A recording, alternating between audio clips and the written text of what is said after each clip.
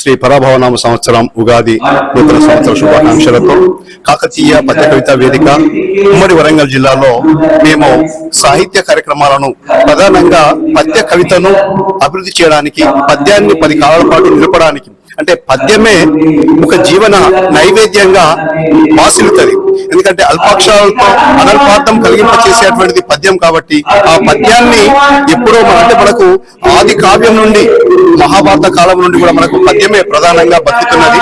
కాబట్టి పండితులు పామరులు సైతము పద్యాన్ని అలవోకగా నాలుక మీద పలికేటువంటి పద్యంగా భాషిల్లుతుంటాయి. అలాంటి పద్యాన్ని మేము బ్రతికించడానికి కాకతీయ పద్య కవిత వేదిక ద్వారా మేము వరంగల్ జిల్లాలో సేవ చేస్తూ కాకతీయ పద్య కవిత వేదిక ద్వారా అనేక మంది కవులను తీర్చిదిద్దడానికి ప్రయత్నం చేస్తున్నాము.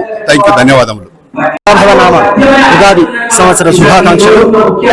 కాకతీయ పద్య వేదిక ద్వారా పద్యం యొక్క వైభవాన్ని నలువైపులా ఇనుబడింపజేయాలనే ఉద్దేశంతో అనేక పద్య కవిత వేదిక ద్వారా అనేక కార్యక్రమాలు నిర్వహిస్తూ పద్యాన్ని ప్రోత్సహిస్తూ పద్యాన్ని నేర్పిస్తూ పద్యాన్ని ముందుకు నడపాలనే ఉద్దేశంతో అనేక కార్యక్రమాలు నిర్వహిస్తున్నాం. అసలు ఒక భావం కనుక పద్యం అయితే ఎట్లా ఉంటుంది అంటే, ఒక భావం అది పద్యమయ్యొదగగా ఒళ్ళంత తుళ్ళింతలో, ఒక భావం అది పద్యమయ్యొదగగా ఒళ్ళంత తుళ్ళింతలో, సుకవిత్వమున నొలలాడుమది సుకవిత్వమున నొలలాడుమది వేషోభిల్లు భవాలతో సకలం బంతయుతో సునామదికి హ్రస్వమైన విశ్వంబులా. ఒక భావం కనుక పద్యంలో వస్తే ఈ విశ్వం అంతా హ్రస్వం అయిపోయిందా, చిన్నదైపోయిందా అన్న విధంగా అనిపిస్తుంది. మొత్తం మీద ఏం చెప్పొచ్చు అంటే, నికరం బిడ్లుగా చెప్పవచ్చు నిక నేనే రాజు నైవెల్గెదన్, నేనే రాజు నైవెల్గెదన్. కాబట్టి అట్లాంటి పద్యానికి పట్టం కట్టాలని, మీరు కూడా దీన్ని ముందుకు తీసుకెళ్లాలని ఆశిస్తూ ధన్యవాదాలు. శ్రీ పరాభవనామ తెలుగు నూతన సంవత్సర శుభాకాంక్షలతో ఈరోజు ఉగాది పచ్చడి చేశాను.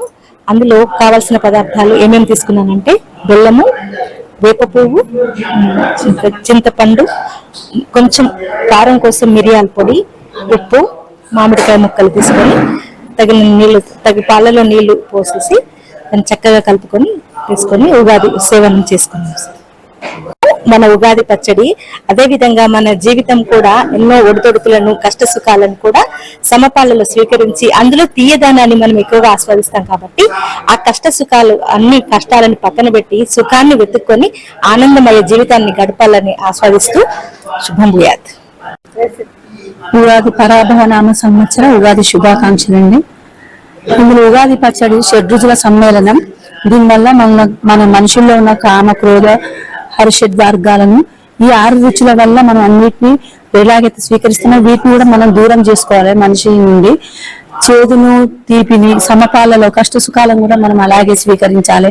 కారాన్ని కూడా, ఏవైనా మన జీవితంలో కష్ట సుఖాలు ఉన్నట్టుగా ఉగాది పచ్చడి మనకు అన్ని విధాలుగా మనకు సందేశాన్ని ఇస్తుంది. ఇందులో కారం కొరకు మనం మిరియాల పొడి వేస్తాము. తర్వాత పచ్చడి చింతపండుతోని, మామిడికాయలు, వేప పువ్వు చేదు అనేది మన జీవితంలో చేదు అనుభవాలను ఎదుర్కోవడం. ఇలా ఒక్కొక్క సంఘటనలు మన పూర్వీకుల నుండి మనం నేర్చుకునేవి. మనకి ఇవి జీవితాలుగా, మన జీవిత పాఠాలుగా మనం తీసుకుంటూ మనం పిల్లలకు మనం తెలియజేయడమే ఉగాది పచ్చడి యొక్క విశిష్టత.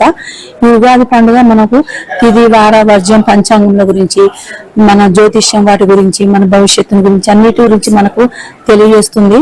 మన జీవితంలో కూడా రాబోయే కష్ట సుఖాలను మన పంచాంగం ద్వారా నేర్చుకుంటాము, పంచాంగ శ్రవణం ద్వారా తెలుసుకుంటాము.